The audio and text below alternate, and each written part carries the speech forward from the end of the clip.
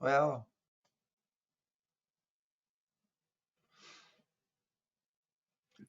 tonight I'm going to talk about spooks in the air. In particular, I'm going to talk about the U-2, the SR-71, the F-117, and now spooks in the air are mostly drones. So those are the 4 different groups of aircraft I'm going to talk about. And I'm going to jump around a little bit as we go through it.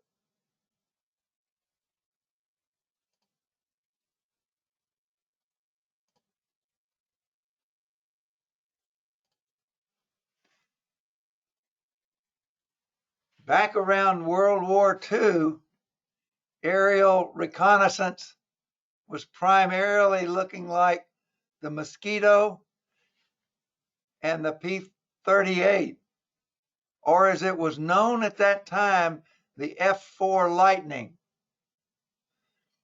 World War II saw the development of aerial reconnaissance, and photo reconnaissance was one of them. If you'll remember, Frank's father was in the photo reconnaissance business. By 1950, 5 years after the end of the war, atomic weapons became one of the focuses of aerial spooks. We'd already used atomic weapons, and Russia detonated one in 1949.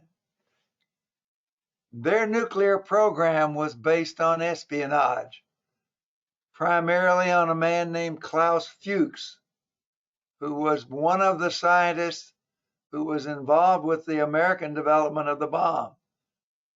And America wanted to make sure that we were not going to be surprised again.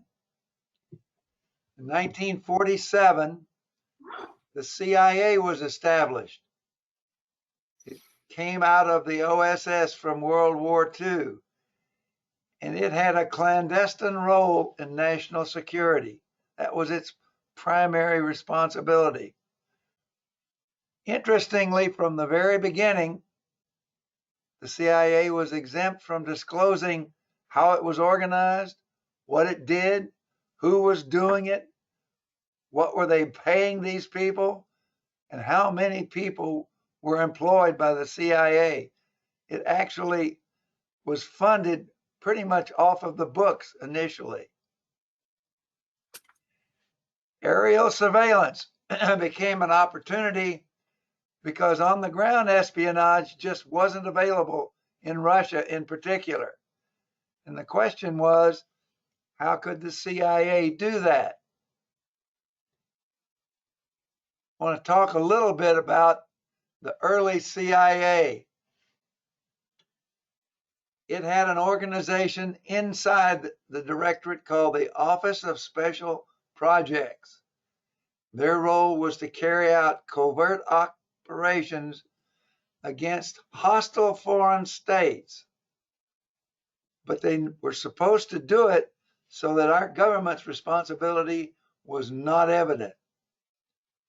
And remember, back in that era, in the 50s, US policy was dominated by anti-communism. Examples of what they did were the Berlin blockade, the Soviet nuclear capability, the Korean War. I'm going to talk a little bit about some of the spook work we did during the Korean War, and in particular, perceptions that communism's aims were world domination. This is how they were organized back in the 50s. Concerns were about the Soviet Union in particular. Few agents could penetrate it, and so they had to find solutions based on advancing technology. And I have a question over to the right. Where is the Office of Special Projects today? Hey, George? Yeah. That building that you're showing, that's the CIA, current CIA building, right? That's correct. When was that built? Where were they originally? Weren't they in Boggy Bottoms or something? I don't know. Somebody else may know. I don't know where they were, Jerry. I always thought there was a area called Foggy Bottoms. It was near the river or somewhere like that. Foggy Bottom is where the State Department is.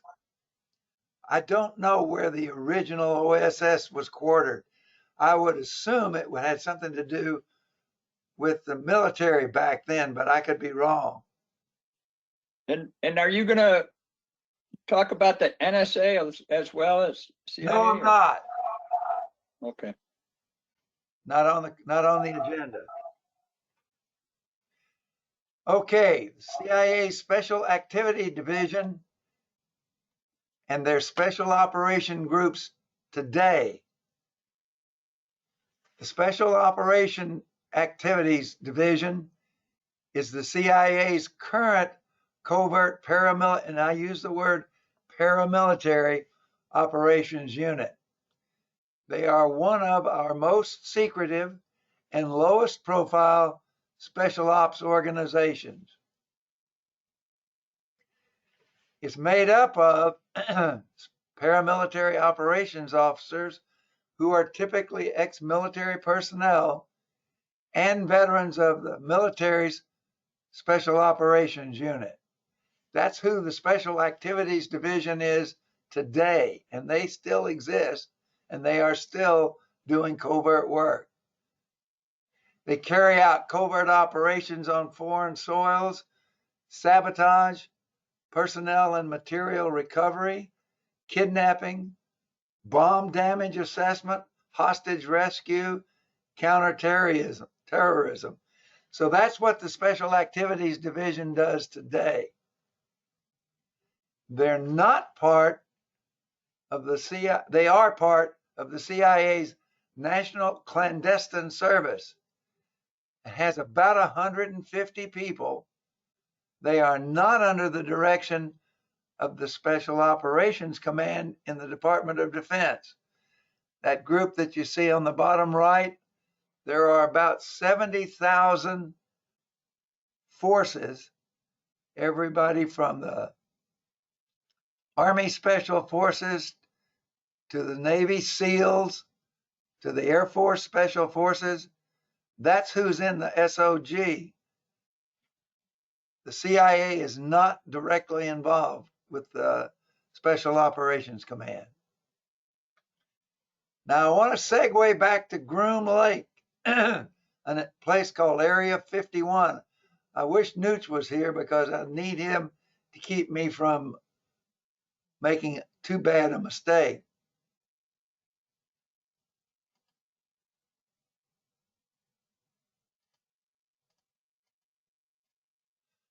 Area 51 is a military base, actually a detachment of Edwards Air Force Base in California.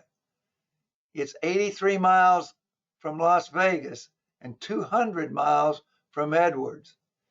It has a large military airfield, which has been used to support the development and testing of experimental aircraft and weapon system.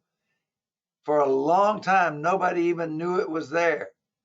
It was originally the site of nuclear weapon testing. It was converted and actually acknowledged in 2013. So the testing that went on there went on for the better part of 40 years before the federal government acknowledged that it even existed. In July of 1955, the CIA and military personnel received their first U-2 from where it was made in Burbank, California on a C-124. The first U-2 lifted off from Area 51 a month later. Soon a U-2 fleet under the control of the CIA, not the Air Force, soon began overflight of Soviet territory.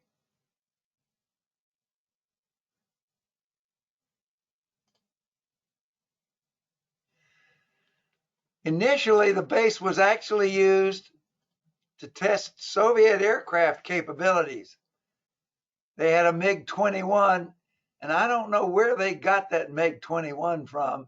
It wasn't the one that they got during the Korean War. they tested it against an F-4 Phantom. And I did some reading about how well did the MiG-21 perform against the Phantom in the Vietnam War. And the level of kill ratio of MiGs to Phantom was anywhere from 1.5 MiGs to 3 MiGs for every Phantom that was shot down, even though the Phantom was not designed to be a fighter aircraft, and the MiG was. Area 51 now has 7 runways, including one that's closed. By far the longest runway is 23,300 feet long. That's 4 miles. I think that's the one that's closed. But even as the U-2 development continued, Lockheed began work on its successor called the A-12. That was the Mach 3 high altitude reconnaissance aircraft. I'm going to talk first about the U-2 and then I'll talk about the A-12. In 1965, the Air Force ordered 32 aircraft based on this A-12 design. They became known as the SR-71 Blackbird. Subsequent to the SR-71, the Lockheed Have Blue prototype stealth fighter, which was a proof of concept model of the F-117 Nighthawk, first flew at Groom in 1977. So you have to think back to the progression was the U-2, the A-12, and then the F-117 over a space of about 25 years. In the 80s and 90s, 30 years ago, the focus shifted to unmanned aircraft. Now I want to go back and talk some more about the U-2, its development. It was called Project Aquatone.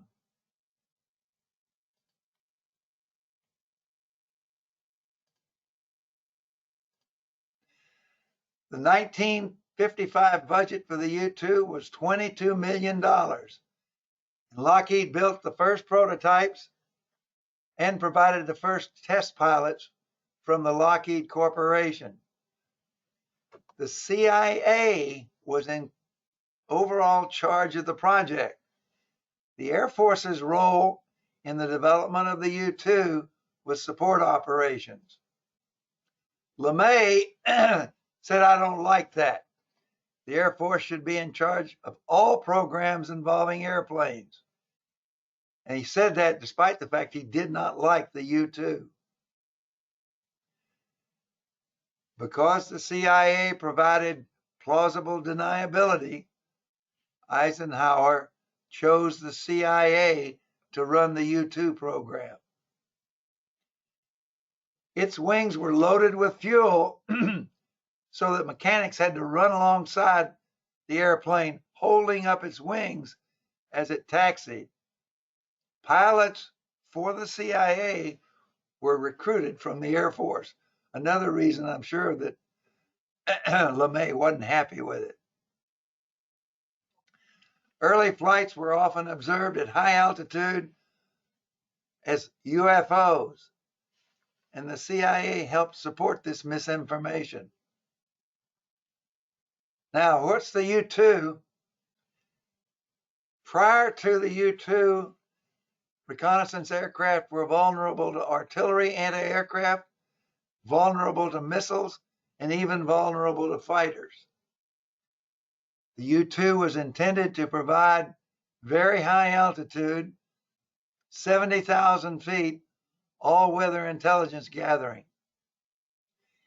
It was believed at that time, and this was the mid-50s, that any aircraft that could fly at 70,000 feet would be beyond the reach of Soviet fighters, Soviet missiles, and even Soviet radar. Lockheed Aircraft in Palmdale, California, asked Kelly Johnson, the man you see on the right, to come up with a design for the U-2. I think you're going to be a little surprised about where he found the U-2 design criteria. Johnson was a brilliant designer. He had been responsible, remember back to the F-4, that's the P-38, and the P-80. He worked in a division in the company called the Skunk Works. The P-80 is the fighter on the right that eventually became the F-80. Don't know how many of you remember the F-104, the F-104 Starfighter. He designed, using the F-104, a plane called the CL-282. And all he really did, and the F-104 had very stubby wings. He added these glider-like wings to the fuselage to the F-104. The F-104 was known as the Widowmaker. 30% of the German F-104s crashed in service in the Luftwaffe. United States Air Force accident rates were better, but they were much worse than any other fighter of that era. I think American Air Force accident rates were somewhere like 20%. I mean, if you were flying this F-104, you had a real good chance of getting killed in an accident. And I think it was because they were unstable because of how short the wings are. They just didn't have very much lift. It was all motor.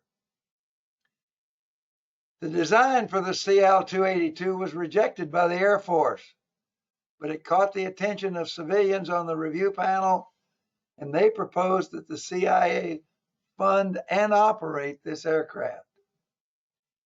The first aircraft flight occurred at Groom Lake on August the 1st, 1955. It would actually take off and fly at 70 knots. The Air Force and the Navy would eventually fly the U-2, but it was originally a CIA operation run through something called the Office of Scientific Intelligence. Because of its political implications, only the CIA U-2 conducted overflights. Pilots had to resign their military commission before they joined the CIA as civilians. Now, more U-2 stuff. Initially, they had several accidents. The first accident occurred a year later in May of '56. The second occurred 3 weeks later when it stalled after takeoff. 2 weeks later, another aircraft disintegrated during its ascent, also killing the pilot. So the U-2 program did not do well to begin with. However, once they became operational, 2 CIA units were deployed to Europe and 1 was deployed to the Far East. In the late 50s, the U-2 helped disprove the existence of something called the bomber gap. They provided the first photographs of the Baikonur Cosmodrome, where they sent the Sputnik up. It was the Soviet space launch facility, and up until then, the CIA had been completely unaware of its existence. It came to public attention in 1960 when pilot Gary Powers was shot down in something called the U-2 incident. I'm going to talk quite a bit about that incident. Significant U-2 flights. Most flights were not public. I never heard of the U-2 until 1962. I shouldn't say that. I did hear of it in 1960 when Powers was shot down. However, the first flight over Moscow and Leningrad took place in 1956. 4 years later, the Powers U-2 was shot down while flying through Soviet airspace. That incident resulted in the cancellation of the Paris summit. They had been planning to talk about the divided Germany issue, a test ban treaty. It was a big deal that the U-2 was shot down. And initially, we denied that it was our airplane. In 1962, a U-2 was credited with discovering the Russian missiles in Cuba.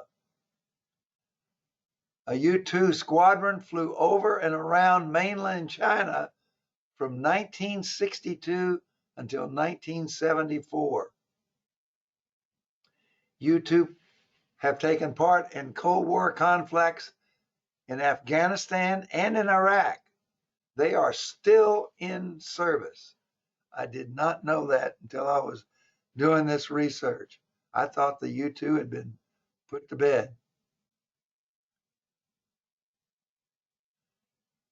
The initial U-2 was called the Dragon Lady. It was initially intended to be radar oblique, but they were unsuccessful. It provided high altitude, all weather intelligence gathering, very, very sophisticated photo equipment, electric sensor research, satellite calibration, and satellite data validation. Although it was designed to be able to fly at altitudes that exceeded Soviet anti-missile capability, after a while, events changed this perception. I'm going to talk about the Powers incident. During the Cuban Missile Crisis, and I did not know this, on 27 October, a U-2 pilot was shot down over Cuba by 2 surface-to-air missiles. Now, let's go back to Gary Powers. He was commissioned a second lieutenant in the Air Force in 1950. He did not fly combat missions during the Korean War because he had been recruited by the CIA. He was an outstanding pilot. Before the U-2 became operational, they had estimated that it would not last much longer than 18 months to 2 years before the Soviet Union would figure out how to do something about it. The Soviets knew they were up there and couldn't do anything about it initially. After overflights began and they demonstrated the ability to track and intercept the U-2, the estimate was adjusted. In 1960, Gary Powers was shot down flying a U-2 over Soviet territory. He was imprisoned as a spy and eventually exchanged for Soviet colonel named Rudolf Abel, who was a KGB spy. If you saw the movie The Bridge of Spies, that was about the exchange of Powers for Abel. Now, the Cuban Missile Crisis. After the Bay of Pigs invasion, Eisenhower told Kennedy that the failure at the Bay of Pigs was going to embolden the Soviets to do something rash. In May of 1962, Khrushchev decided to place intermediate range nuclear missiles in Cuba. Despite the evidence, no U-2 flights were made over Cuba from September until October the 14th, and I could not find anywhere why that was true. Prior to that time, U-2 found surface-to-air missiles in Cuba, but they did not find the intermediate range ballistic missiles until October. The first U-2 photographic evidence of the missiles was done on October the 14th when a U-2 flight took 928 pictures of the missile sites. After considering many options, Kennedy chose to quarantine the island. Negotiations produced a quid pro quo. The Soviet Union removed the missiles from Cuba. The U.S. agreed to remove all intermediate range ballistic missiles from Italy and Turkey. I was a cadet at the military academy in '62 while all of this was going on. And there the talk was we were going to invade Cuba. The United States Army really congregated in Florida. If they think there are a lot of Russian troops outside of the Ukraine right now, they should have seen South Carolina and Florida in 1962. The American Army was poised to invade. Now let's go to another airplane. To extend the useful life of the U-2, the CIA started a project called Rainbow. And they were designed to have countermeasures for radar to make it difficult to intercept the U-2. It failed to reduce the radar image, and work began at Lockheed in 1957 to develop a new aircraft to overfly the Soviet Union. It was the A-11. On 26 January 1960, the CIA ordered 12 A-12 aircraft. Further design and production took place under the code name Oxcart. And these are the characteristics of the A-11. It was intended to fly at Mach 3.2.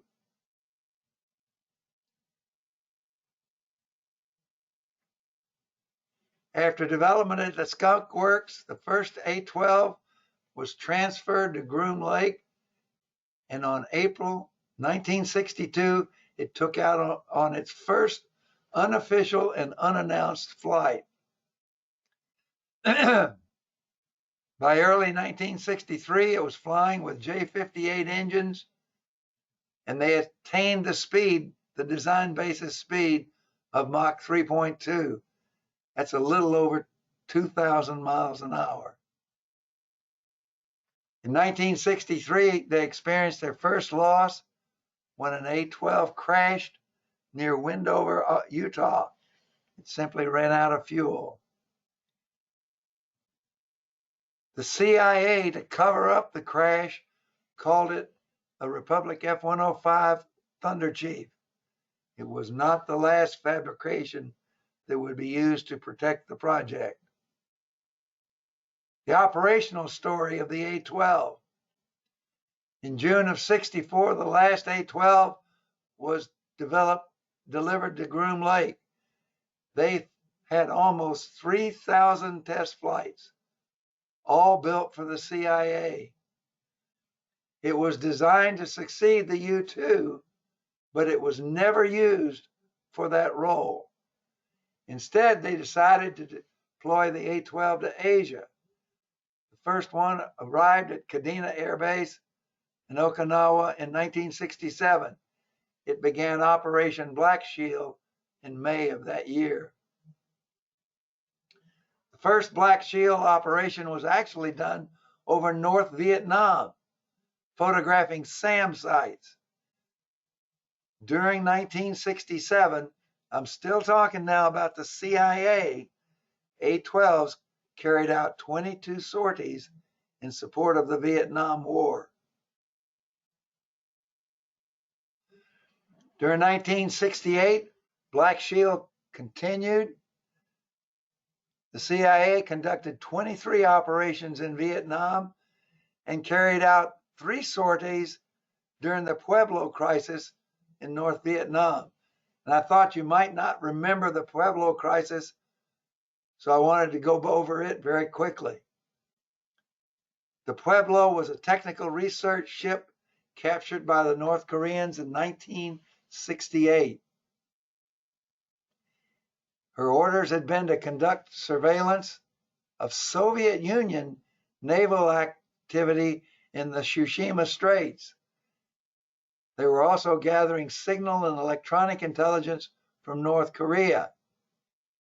Following an assassination attempt on North Korean president, the ship was surrounded by North Korean ships and 2 MiG fighters and came under fire.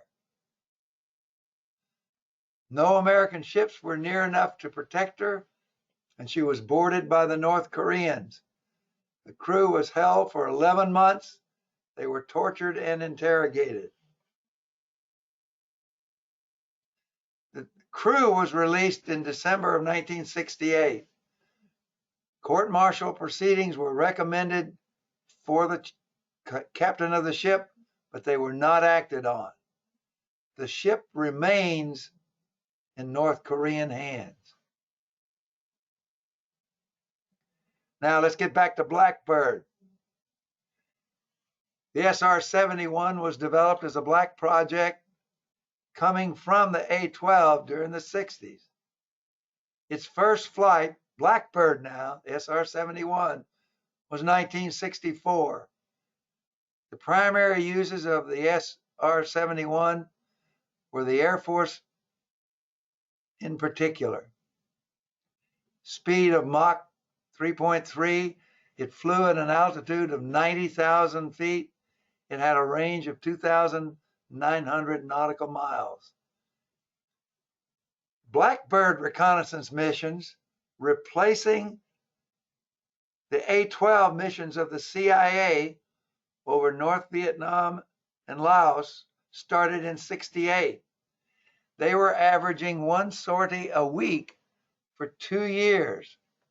By 1972, they were flying a sortie every day. 12 SR-71s were lost by accidents. None were lost in combat. By the mid-90s, they wanted to keep the program. The Blackbird required a great deal of maintenance, but Bill Clinton line item vetoed its funding, and it was permanently retired in 1998. It was replaced by the F-117. Now, the F-117, it came from combat experience in Vietnam. SAMs were downing heavy bombers, and it was an ultra-secret program. When it actually showed up, I had never heard of it, and it showed up in the first war in the Middle East. Its focus was radar invisibility, not speed or altitude, but it also was to be a military weapon. It actually carried bombs capable of doing more than penetrating airspace unobserved. The initial design was faceted panels that acted as mirrors that reflected and scattered radar waves. It was codenamed Harvey. 64 F-117s were built. They had a widely publicized role in the first Gulf War. It was retired in 2008 primarily because of the introduction of the F-22 Raptor. It also was a maintenance headache. However, despite the fact that it's retired, a portion of the fleet continues to be kept airworthy. I think 3/4 of the planes are still kept airworthy and available should we ever need them. However, they are not on official flying status. The main difference from previous testing was the need for accuracy in dropping bombs. They started with an area northwest of Area 51 called Area 52. It can't be found on any register of government property. In 1979, a F-117 support facility was built there on the model of Area 51, complete with runways, maintenance facilities, and whatnot. All test flying of the F-117 occurred at night. Secrecy was a big deal. In 1988, an image of the Nighthawk was released to the public after 11 years of development. A fair amount of the UFO sightings in the Nevada area were actively abetted by the Air Force as counterfactual security. Only one F-117 was actually lost to enemy action. It was shot down during a mission against the Army of Yugoslavia in 1999. So in the Gulf War, no F-117s were lost. During the Gulf War, the F-117 flew over 1,500 sorties. Only 2.5% of American aircraft in Iraq were F-117s, but they hit 40% of the strategic targets.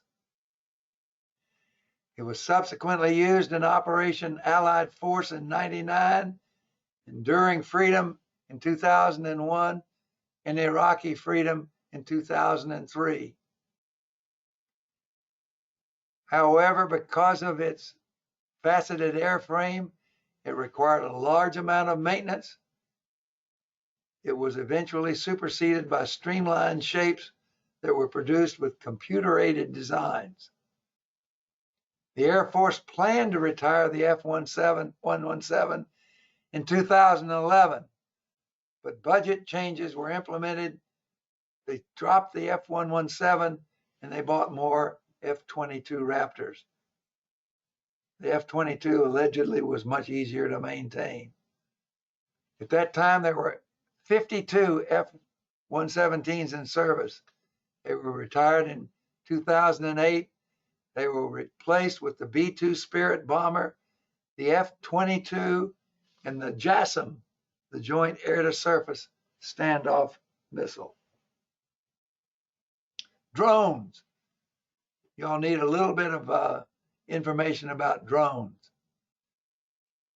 The shift of focus at Area 51 was to unmanned aircraft.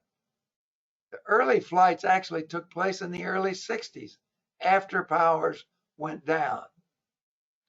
For the 1980s, drones were given a high priority.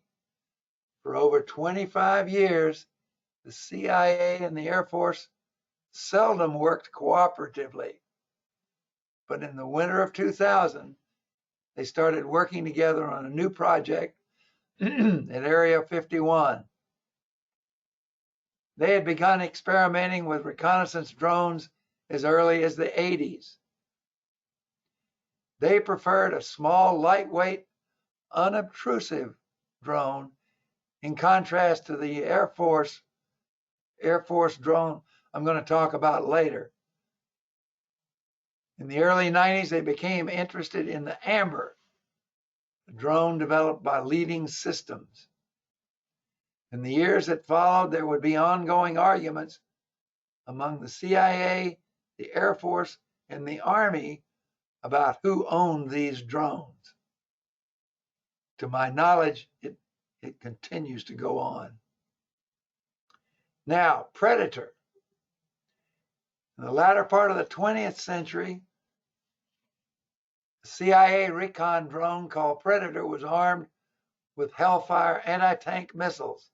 The missiles came from the Army. The CIA was flying a drone using Army missiles. In January of 2001, they considered using the Predator technology to assassinate bin Laden. However, in 2001, policies about the use of such technology wasn't clear, and they were concerned about collateral damage. That stalled the CIA from using the Predator against bin Laden. Following 9/11, the use of drones expanded geometrically. And by November of 2002, several Al-Qaeda terrorists were assassinated with a Predator in Yemen. Hundreds of drone strikes have followed, and I don't think any of us really know how many of those have actually happened, especially what the CIA does. The next frontier seems to be satellites. 2007, the Chinese demonstrated a ballistic missile can destroy a satellite. Space is apparently the next battleground. But before we get to space, I want to talk about the Air Force's modern spook, the Global Hawk. This is the Global Hawk, and look at it. Remember I said the Air Force liked much bigger aircraft than the CIA? The Global Hawk costs $130 million. It cruises at a speed of 350 miles an hour. It has a range of almost 15,000 miles and can fly for up to 32 hours. It has a service ceiling of 60,000 feet. It's operated by the Air Force, by NATO, by Japan, by South Korea, and by NASA. So this drone, which I didn't even know about, is actually the Air Force's primary high altitude spy plane.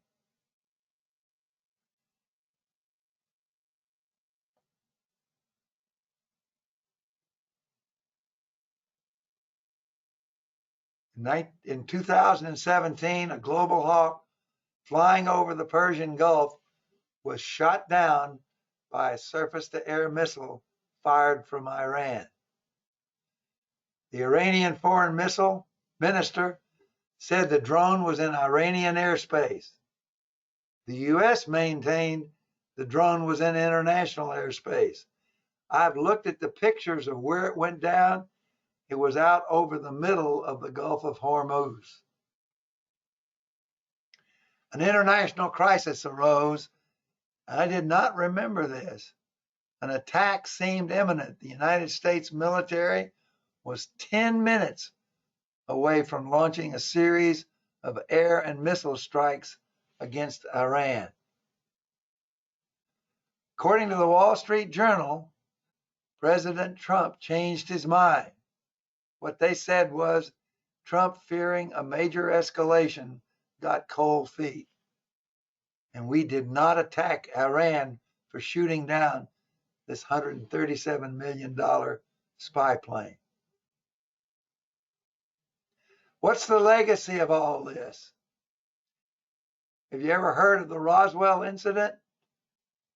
In 1947, balloon debris was recovered from a ranch in New Mexico.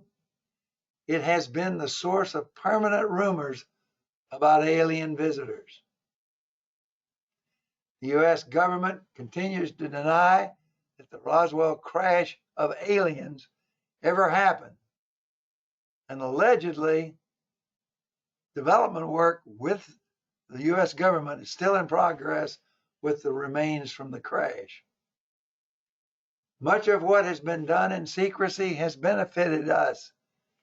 Does that make it appropriate for our government to lie to us?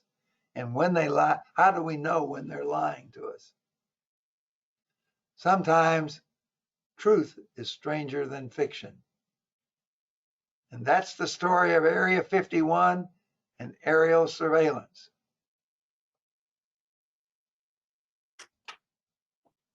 George, I distinctly remember the Gary Powers incident. I was in the 7th grade, and I remember how Eisenhower at first flatly denied the existence of a plane or anything like that.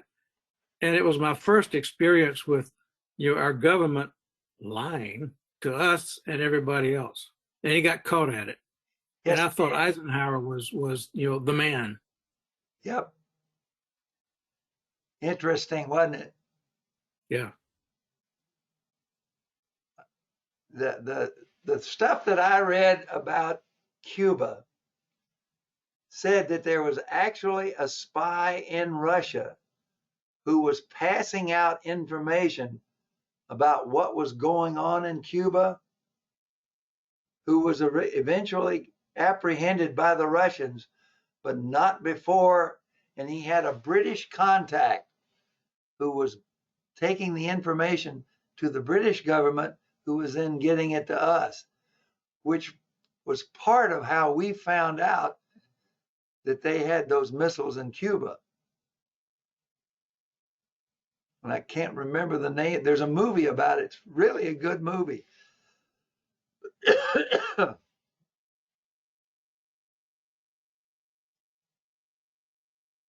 If we lost Pala and Hargadon?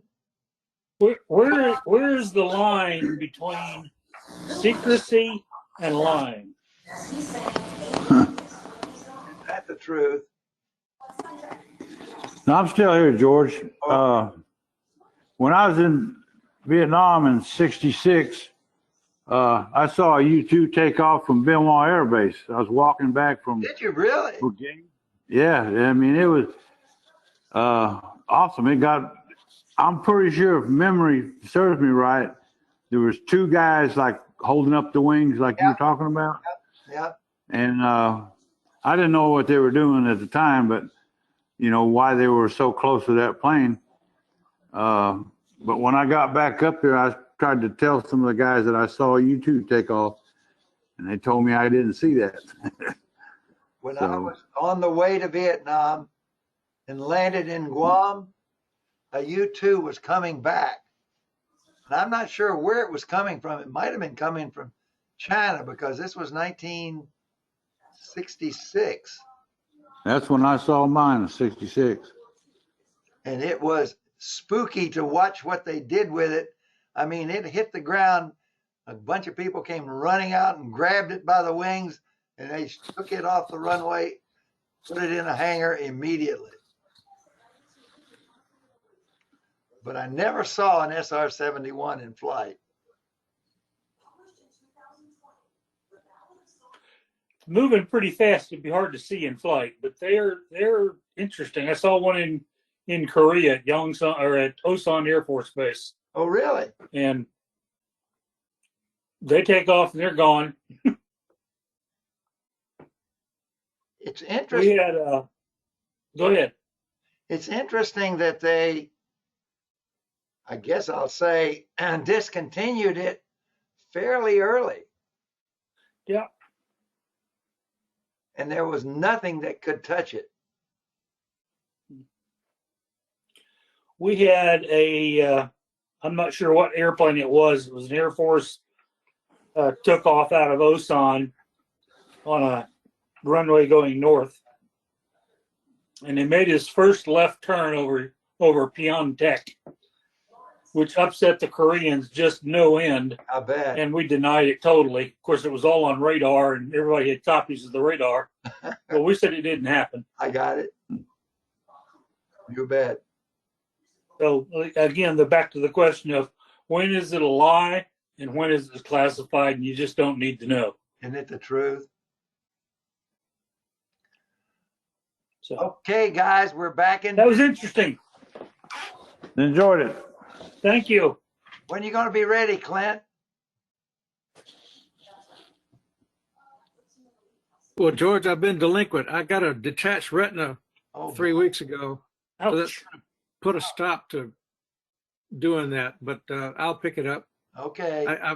I'll tell everybody I'm putting together a story of Rickenbacker, Doolittle, and Lindbergh, Yep. and how their paths continue to intertwine throughout all of the early aviation history, right up to the moonshot. Oh, I'm looking forward to it. I was watching something the other night that said Lindbergh was really friends with the Guggenheims.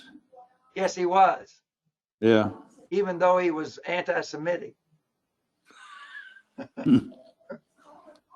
All right, guys, have a good night. All right. Good night. Thank you, George. Hey, George, Yeah. is this the same process to get on for the breakfast meeting? Yes. And I couldn't get on last time. Sorry. It wasn't your fault. Okay. You got Okay, thank you. Glad you did. Good night. Night.